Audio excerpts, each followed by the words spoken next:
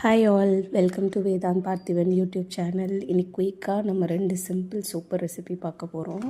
Chicken 65 and chicken biryani இதான் இன்றைக்கி நம்ம சேர்ந்து காட்ட போகிறோம். ஸோ நான் ஃபஸ்ட்டு வந்து சிக்கன் தனித்தனியாக பிரித்து எடுத்து வச்சுக்கிட்டேன் ரெண்டுத்துக்கும். அதில் வந்து இப்போ நம்ம ஃபஸ்ட்டு சிக்கன் 65க்கு மேரினேஷன் பண்ணுறோம். எக்கு, இஞ்சி பூண்டு பேஸ்ட்டு, அதுக்கப்புறம் தனி மிளகாத்தூள், லெமனு எல்லாம் போட்டு நம்ம நல்லா மேரினேட் பண்ணிக்கிறோம். அதுக்கப்புறமா லைட்டாக பெப்பர், ஏன்னா குழந்தைங்களுக்கு வந்து பெப்பரோட காரம் ரொம்ப நல்லது, அதனால பெப்பர் ஆட் பண்ணுறோம்.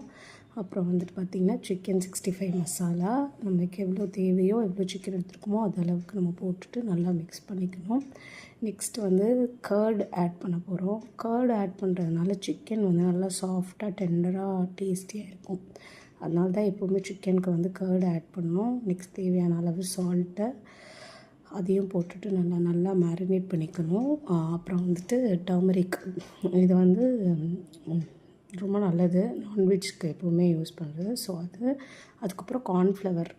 யூஸ்வலாக அந்த சிக்கன் 65 மசாலாலே எல்லாமே கலந்துருக்கும். பட் நான் எக்ஸ்ட்ரா கொஞ்சம் கார்ன்ஃப்ளவர் போடுறேன். எதுக்கு அப்படின்னா நல்லா ஒட்டாமல் நல்லா சூப்பராக வரும் கார்ன்ஃப்ளவர் போட்டிங்கன்னா.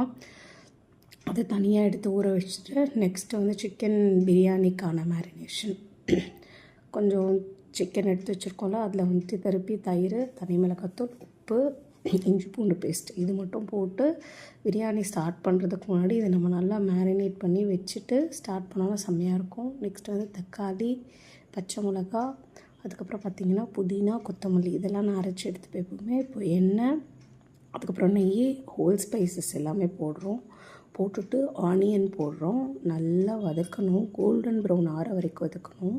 கல்லுப்பு போட்டால் கொஞ்சம் சீக்கிரம் வதங்கும், அதுக்காக கல்லுப்பு. இப்படி எண்ணெய் தனியாக பிரிஞ்சு வர அளவுக்கு வதக்கணும்.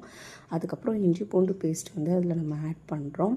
நல்லா பார்த்திங்களா எண்ணெய் பிரிஞ்சு வச்சதுக்கப்புறம் அந்த அரைச்சி வச்சிருந்த கிரேவி, லைக் தக்காளி, பச்சை மிளகா, புதினா, கொத்தமல்லி இதெல்லாம் சேர்த்து நம்ம அரைச்சி வச்சுருக்கோம்.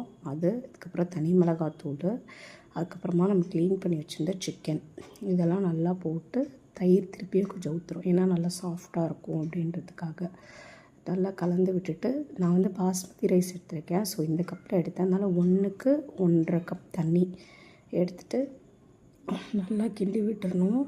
நம்ம உப்பு இதெல்லாம் நம்ம எப்படி கொதிக்கும் போதே பார்த்துக்கலாம். இப்போ பாஸ்மதி ரைஸ் வந்து பார்த்திங்கன்னா நான் ஏற்கனவே ஒரு 1/2 அன் ஹவர் முன்னாடி சுடுதண்ணியில் போட்டு நல்லா வாஷ் பண்ணி கழுவிட்டு அதுக்கப்புறம் நல்லா தண்ணியே இல்லாமல் எடுத்து இதில் போட்டுட்டு நல்லா கொதிக்க விடணும். இந்த மாதிரி எண்ணெய் நல்லா மேலே பிரிஞ்சு வந்து தண்ணி கொஞ்சம் ட்ரை ஆகிற வரைக்கும் சிம்மில் வச்சுட்டு கொத்தமல்லி இலை போட்டுட்டு 2 விசில் விட்டு இறக்குனா பிரியாணி ரெடி.